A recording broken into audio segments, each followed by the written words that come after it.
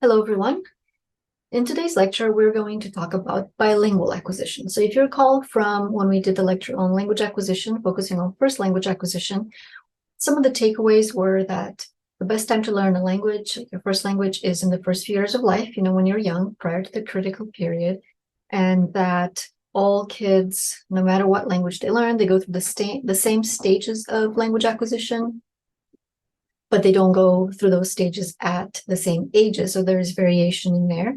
And we also looked at different theories of language acquisition. Okay. So that was all for monolingual acquisition. Today, we're going to talk about bilingual and multilingual acquisition. So it might or might not surprise you that worldwide, most people are bilingual or multilingual. In the United States here, we have a lot of multilingual speakers, but there is this impression that we are pretty much more of a monolingually oriented society. You might not feel that way if you're in San Diego, but you might also feel quite that way even in San Diego. So it really depends on our environment.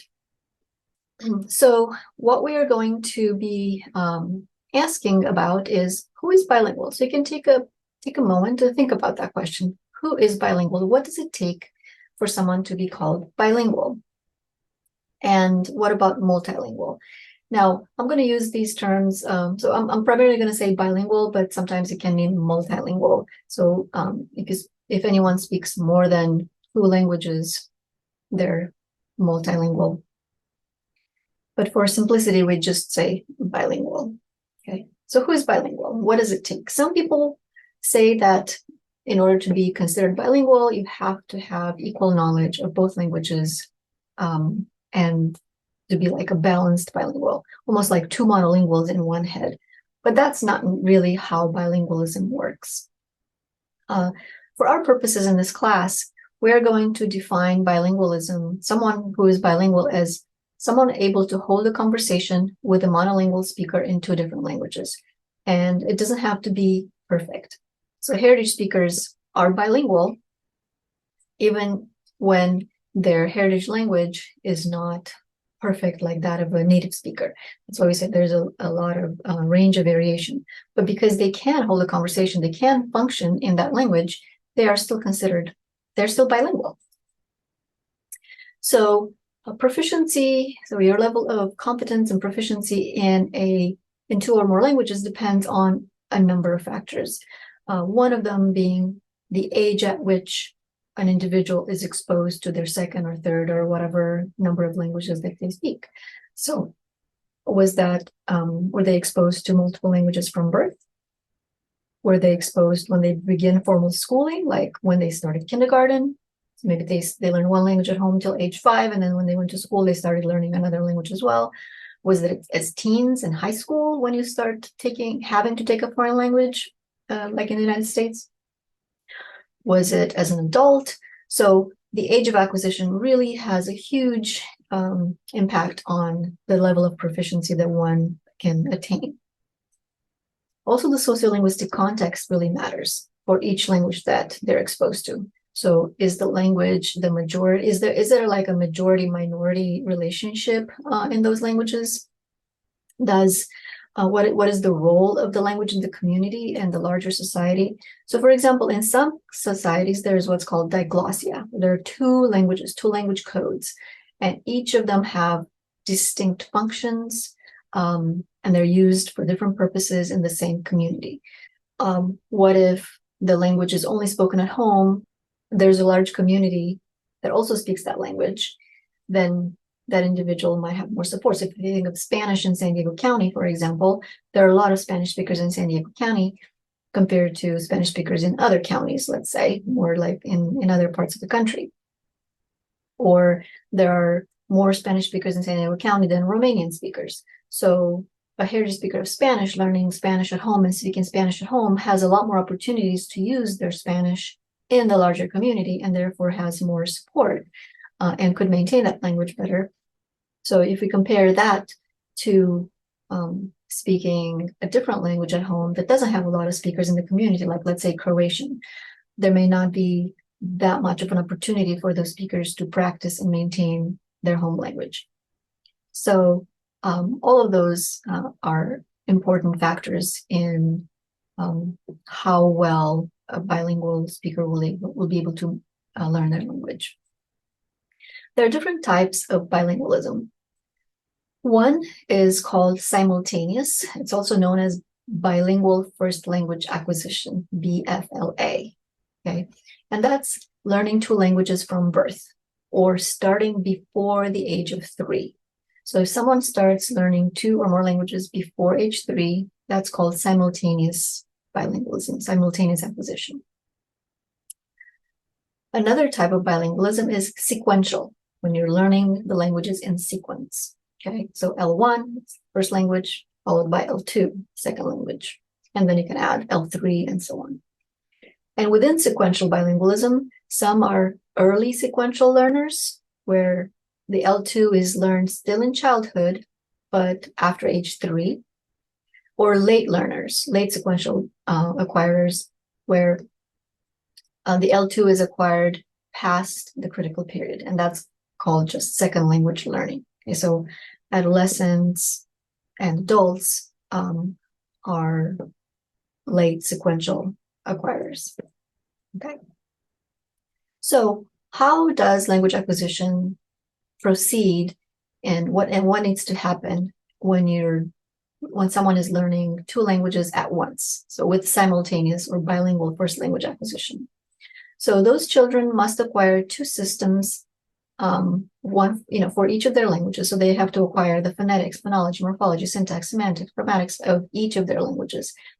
And they actually go through the same stages of production as monolinguals, okay? Some questions that are asked about that is, how does that happen? Do they get confused or mixed up? So that's one thing that many times parents are confused about and wondering about. And many times also even professionals who are well-intentioned but misinformed will advise parents to not speak both languages to the child, especially if there's any kind of showing that there's a little bit of language delay, or not speaking as quickly as their peers, and they just get worried and then they stop. And that really does a disservice, and it's a great detriment to the acquisition of that language for those children. So to answer the question of how is this proceeding, how does it happen for simultaneous bilinguals, some earlier theories propose that the children actually initially acquire one system. So it's called the unitary system hypothesis, meaning that when they are they're being exposed to 2 languages at once, they don't really differentiate between the 2 of them. That's the theory. And they're acquiring as one system, and then later on they differentiate. And they used evidence from children using both languages when they speak, as see how they're confused and they're mixing these 2 together into one system. But it turns out, with more research and the evidence actually points to the fact that kids when they're using both languages when they're speaking, they're not actually confused. They actually are using what's called code switching. Okay, so current theories actually maintain that the kids acquire 2 separate systems from the start, and that the use of all their languages in the same conversation, the same sentence, it reflects code switching, not confusion. And there's some other evidence for this acquisition of 2 separate systems from the beginning. For example, translation equivalence. Young children can have words for the same concept in both languages, and those coexist. And according to other theories, and what we know about how meaning is acquired, for example, and it's too much to go into in this class, but the fact that those meanings, that one meaning corresponds to 2 different words. So for example, let's say the word bread. If you know the word bread in English and the word bread in Spanish, so you know the same child knows both, that is evidence that they have 2 different systems. They also have different intonation and phonological patterns in the different languages.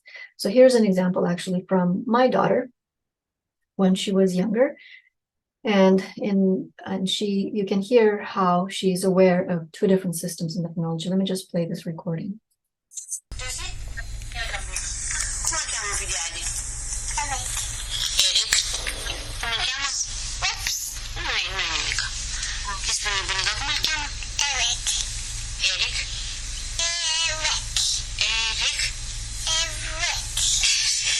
Okay, so in that conversation, you can go and play it again after you hear my description of it. And that's not a very good recording because I just had a pocket recorder I just took out. But my mom said my husband's name is Eric. She's a Romanian speaker, second language learner of English in her midlife. And she said Eric. Now, my daughter, at 2 years old, she also couldn't say the R. She said a W, as children often do, like wabbit. And she would say W for the R in English. And she was correcting my mom, her grandma, from saying, in saying the word. And she kept saying Ewick.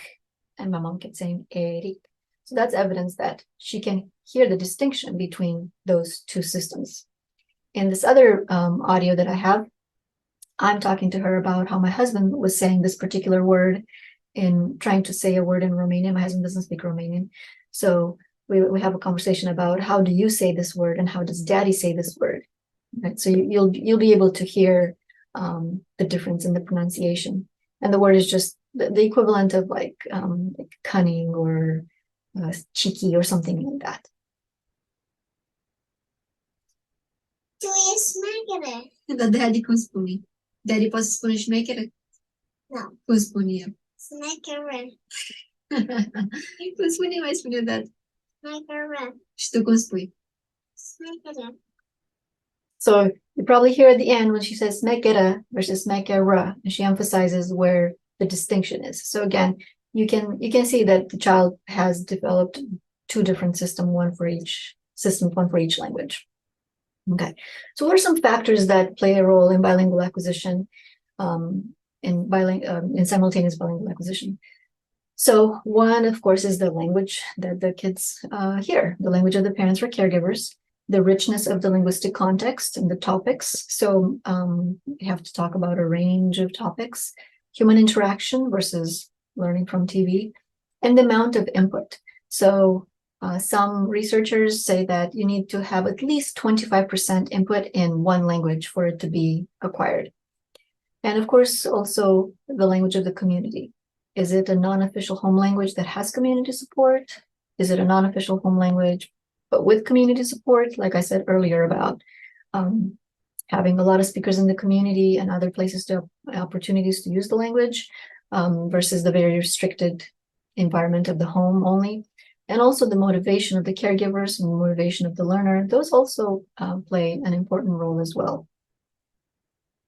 And there are individual differences too. And actually, I should say, all of these are relevant for not only bilingual simultaneous acquisition, but just for bilingual acquisition in general. All of these are important.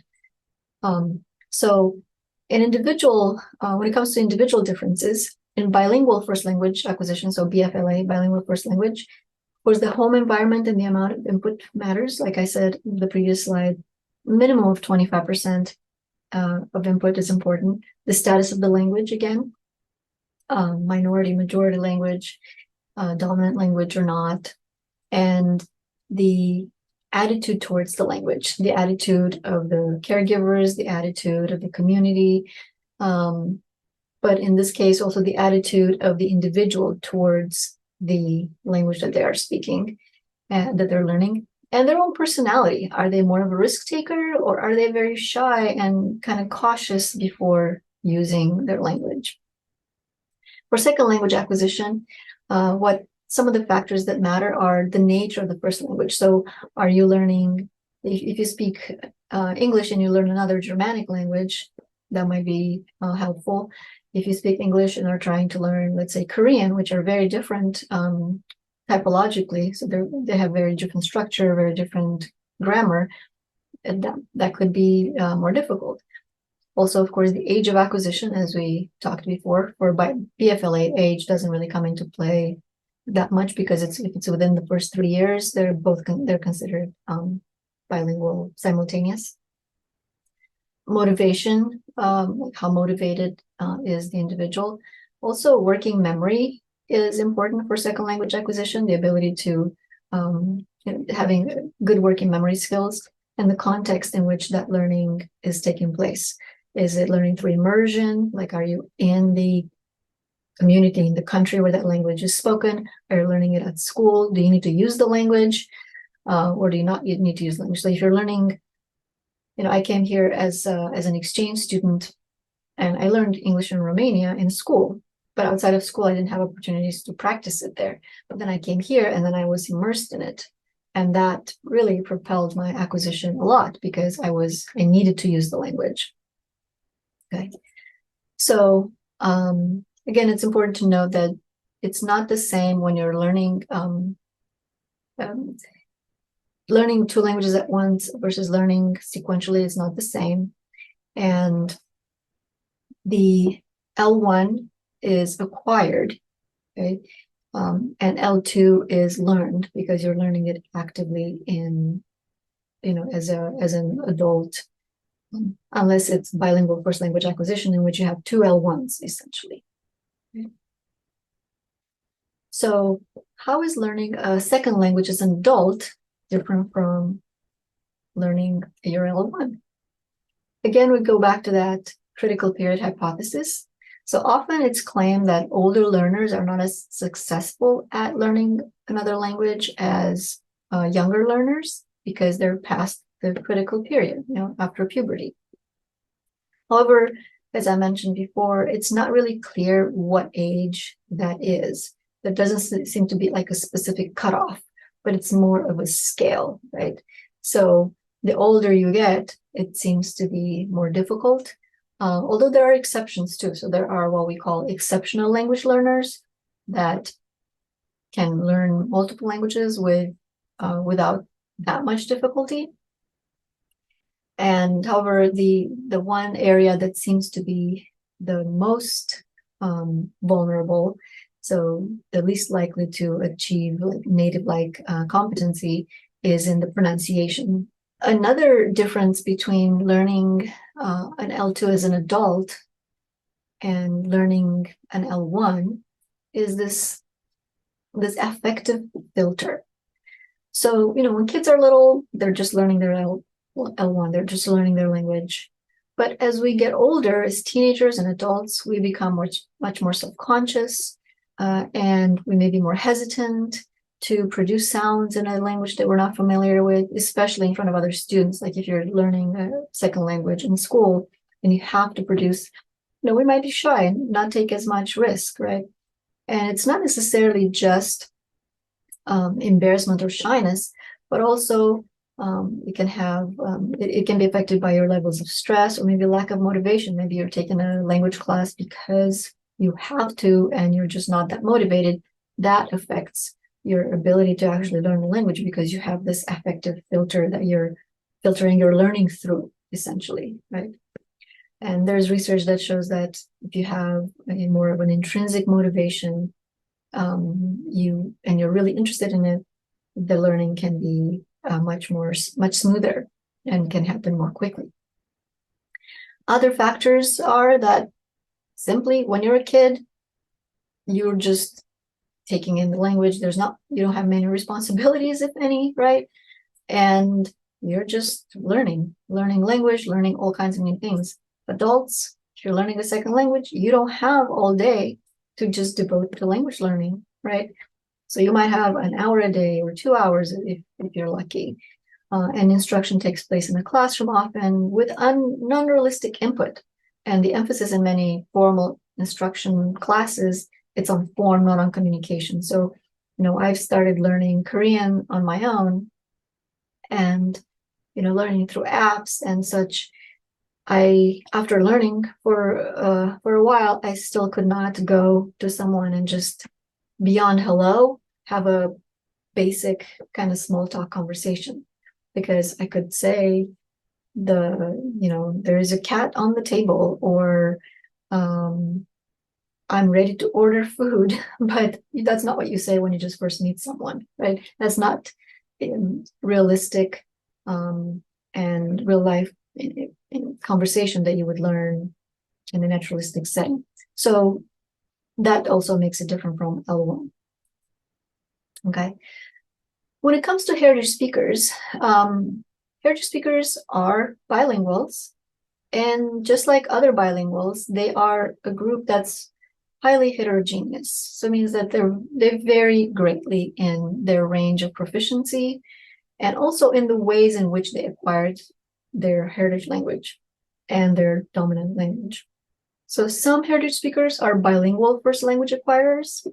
So they were exposed to both languages in the home. So let's say that's the case of in my family's case, because my husband doesn't speak Romanian. So they heard English in the home and Romanian in the home. So they learned them both simultaneously.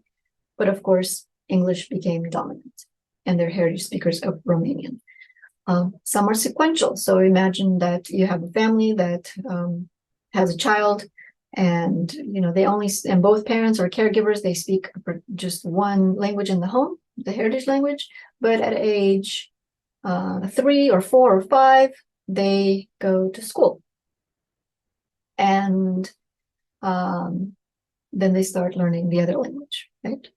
So that would be sequential. Or they move from one country to another and the language is spoken, the different language is spoken there. So there's a variety of possibilities. And you can think about your own situations, your own linguistic histories, and if not your own individually, but maybe someone you know, or maybe your parents or grandparents. So, think about that and see where do you or someone you know fit in here.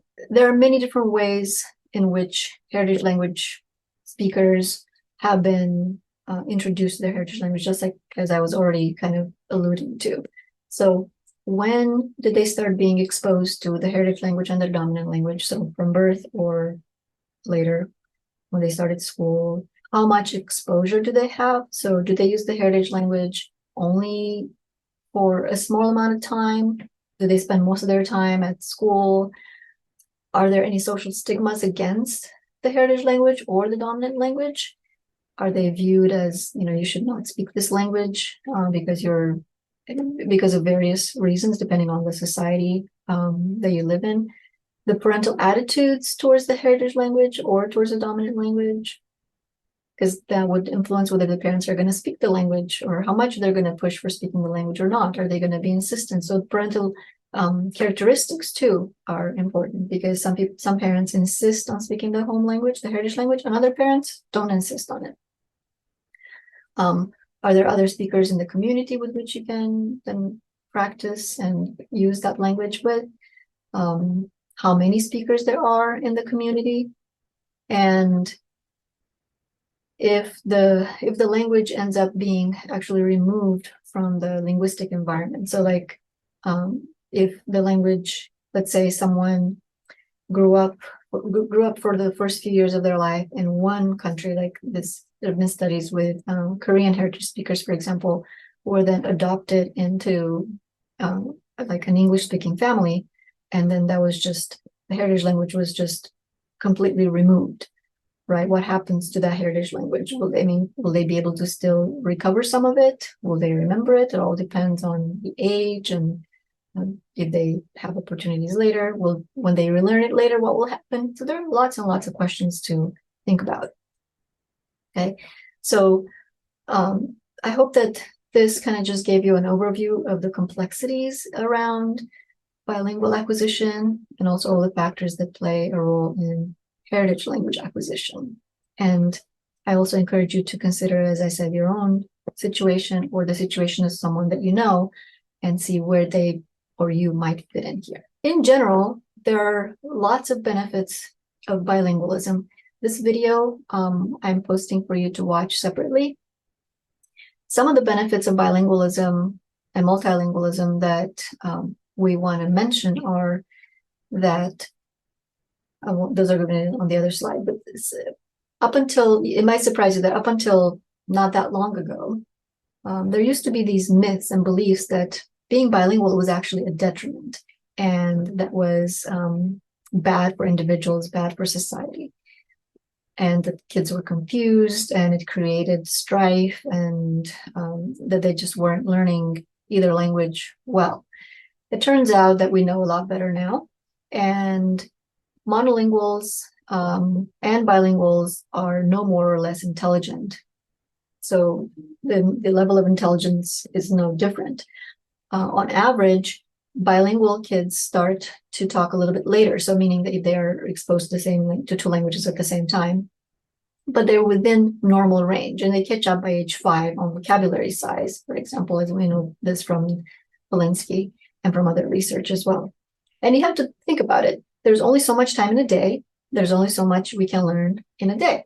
So if you're learning one language and you start acquiring, like, let's say 8 to 10 words per day or 15 words per day in one language, you cannot expect someone who's learning 2 languages at once to learn, 16 to 30 words per day, right? So depending on the amount of input, they might learn 8 to 15 words per day combined, right? So they're not going to have the same vocabulary size in each language, but combined, they have a larger vocabulary. However, by age 5, they actually catch up. And so even though they might start to talk a little bit later, just because they're trying to figure out 2 systems, by age 5, they catch up, and then they have 2 languages. So the benefits far outweigh this slight delay that happens on average when they're exposed to 2 languages at the same time. Some cognitive benefits include meta-linguistic awareness. So bilinguals just are much more observant and aware of what goes into language, and they can talk about language. They have an earlier awareness of other, because they know how to take different perspectives, and because different languages conceptualize of things differently. They also have precocious reading skills, language play and language games, so they're really good at those. They have better executive control, like switching between tasks, because they have to switch between their languages. And also, it's been shown that there's a delay in on Alzheimer's and dementia of about 5 to 7 years or so, which is also a benefit, especially for this if you have to use the language throughout your life, not just learn it a little bit in high school and then that's not going to cut it. So there are lots of benefits to bilingualism, and we're going to be spending a lot of time talking more about the benefits of bilingualism, benefits of and the role of heritage language, and how we can help maintain it and support it.